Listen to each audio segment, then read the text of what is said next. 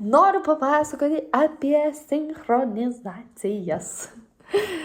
Sinchronizacijos yra toks įdomus, bet tuo pačiu ir keistas dalykas. Aš atsimenu, kai pradžiai toks būdavo, nu gerai, pabandom, ar čia tikrai tai feikia, čia tie skaičiai, kaip čia tas, o čia tikrai taip yra, o čia, gal ir nesąmonė biški, nu bet pabandysiu, pasižiūrėsiu, kur čia kas nuves. Bet įdomiausia dalis būna tada, kai tavo gyvenime pradeda vykti tokie dalykai, kur tiesiog pats ne iki galo suvoki, kodėl tai vyksta, bet sinchronizacijos sako, kad viskas gerai, tai gal pabandom ir pažiūrim, kas bus toliau.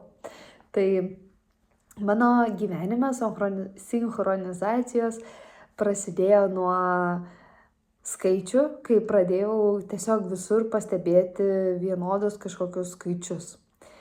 Ir labiausiai įsitikinau, kad tai veikia ir kad šitie dalykai iš tikrųjų yra mūsų atspindys.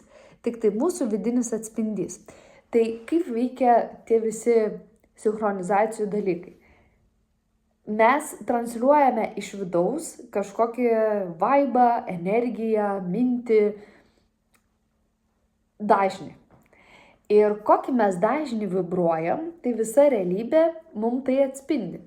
Tai jeigu tarsi yra kažkoks vidinis pokyčio dažnis, greičiausiai kažkur aplinkoje atsiras daug penketukų arba visi pradės kalbėti apie kažkokį pokytį ir tu galvosi, aš čia galvoju apie pokytį ir va, čia visi šneka, o kaip įdomu, arba aš galvoju ten, nežinau, apie naują pradžią ir va, čia visi šneka apie naujas pradžias. Tai va, man taip pat buvo, kai norėjau, ieškojau įsigyti butą, tai atsimenu, tada tiesiog pajutau labai ir iš aplinkos toks buvo, kad jau reikia čia jau taip.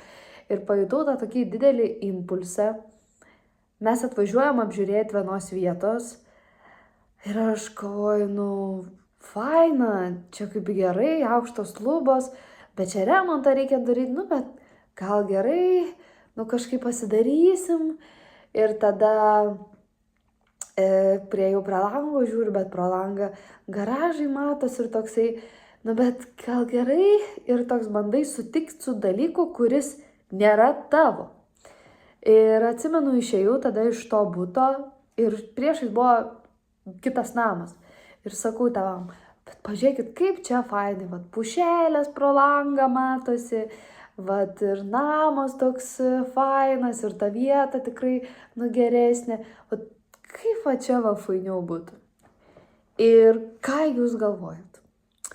Įvyko tokia kaip ir sinchronizacija ir dalykų susidėliojimas, kad man to pirmojo buto savininkė paskambina, aš jau ten prisisvaikau, jau kaip tą remontą pasidarysiu, jau tarsi sutikau su tuo, kur, ne visai gerai, bet sutiksiu. Ir man kitą dieną paskambina to buto savininkė ir pasako, kad žinokit, mes nusprendėm nebeparduoti. Atrodo, ten galvoju ir prasisuko, bet toksai, viskas gerai, reiškia, taip turi būti. Jau vyksta kažkokia sinchronizacija, kažkas dėliojasi, kur ne visai aišku, atrodo, kad, čia reikėjo, čia geras buvo, kodėl nebeparduoti. Viskas okei. Galvojom, reiškia, toks yra planas ir taip sudėliota. Ir už poros dienų į Aruodo puslapį, čia gal reikia pasakyti, kad čia nereklama, buvo įkeltas butas tame antrame name, kur pro langą matosi pušelės. Suremontuotas, aš pamačiau skelbimą ir mano akis išsiplėtė, tiesiog galvoju, koks gražus, nerealiai, tiesiog atrodo, man to momentu tas žodis nerealiai, kur aš pati netikėjau viduj, kad taip gali vykti. Ir atėjus apžiūrėti, aš iš karto pajutau tą klinkt jausmą. Ir tuo momentu, kai aš pajutau tą klinkt jausmą ir kai aš supratau, kad va čia mano kelias, va čia turiu gyventi, va čia yra mano namai ir jutau visiškai pasiruošus, kad aš tai erdviai tikrai pritinku ir man čia faina, nors tuo momentu ta vertė buvo daug aukštesnė negu buvo nusistatytas biudžetas, bet aš sakau, aš tiesiog jaučiu visą širdim, kad čia ir aš žinau, kad padarysiu viską ir man kažkaip padės kažkas, nežinau, kad, viskas bus gerai. Ir kai aš pajutau tą klinkt, viduj įvyko tarsi toksai pokytis ir aiškus suvokimas, kad čia yra mano namai.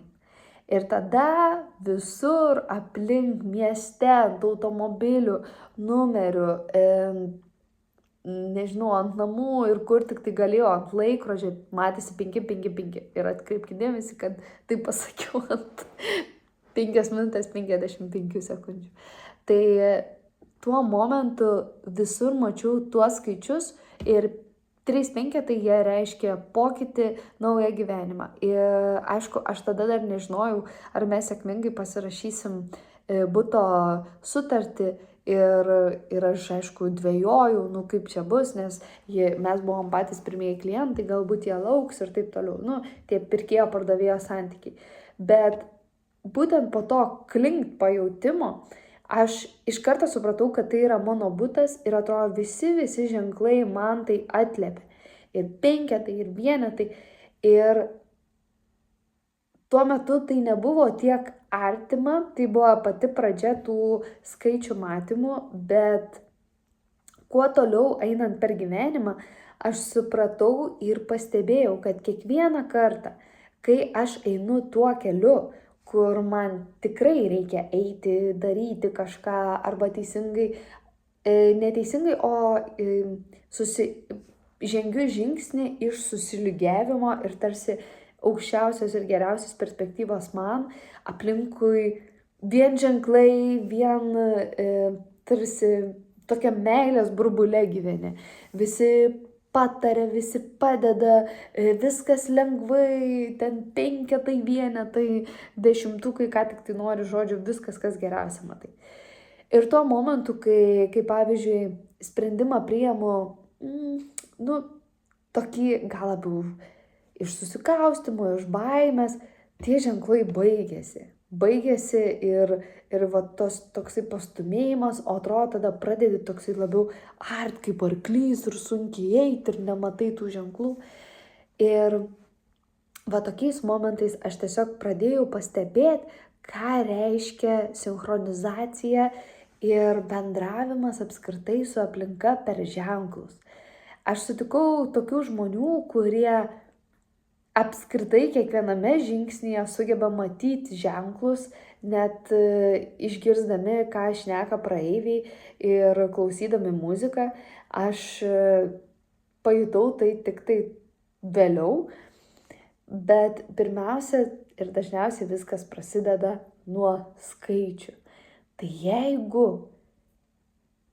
jau užplūdo jūs skaičiai, žinokit, kad tai yra tik tai jūsų vidinis kaip ir manifestas, kurį galit matyti išorėje, ką tiesiog nešiojatės viduj.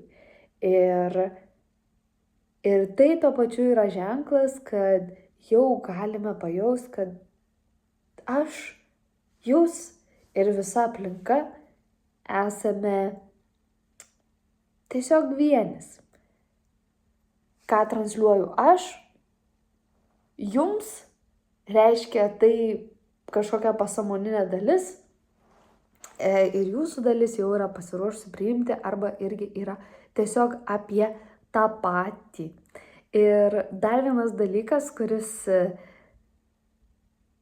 man toksai buvo įdomus, aš suprantu, kad visi žmonės turi skirtingų pomėgių ir skirtingų temų ir taip toliau, bet čia labiau yra apie tą dalyką, kad yra žmonių, tiksliau su visais žmonėm, tarsi yra skirtingas pajautimas arba visada vystosi temos skirtingame lygmenyje. Tai vieną žmogų gali sutikti labai giliam lygmenyje, kitą žmogų gali sutikti būtent tik vienoje kažkurioje temoje. Ir aš visai neseniai pastebėjau, kad atrodo, su vienu žmogum gali nueiti tik tai į vieną temą, kuri jum abiem rezonuoja, su kitu žmogum gali apriepti labai daug temų, kur rezonuoja viskas kartu. Ir tai nereiškia, kad vienas ar kitas žmogus, kažkuris iš jų yra mažiau vertingas. Ką aš to noriu pasakyti, nes čia labai sunkiai sakau. Tai tarkim tokia situacija. Gyvenime, kai pradedi pastebėti sinchronus, pradedi taip pat ir klausytis pokalbius, kuriuos transliuoja kiti žmonės. Ir būna, kad tiesiog gatvėje ar kažkur susitinki žmogų ir tiesiog pradeda šnekėti kažkokią temą. Ir kažkokiu momentu tiesiog klausai ir pastebi, kad ji šiuo metu aktuali ir tau. Tai visas šitas stebėjimas aplinkos paskui perauga į tokį žaidimą, kad vėl išsivystė ta pati tema. Vėl kažkas man, pavyzdžiui, jau 5 žmogus man pasakoja apie sveikatą ir vitaminus.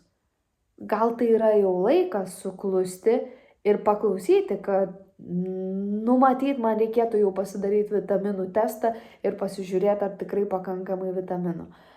Jau 4 žmogus ten pasakoja apie automobilius ir remontą ir kažkokius dalykus. Gal jau laikas, arba taip pastebėti savo automobilį, arba net geriau įsiklausyti ir nuvaryti kažkur, kad jie apžiūrėtų.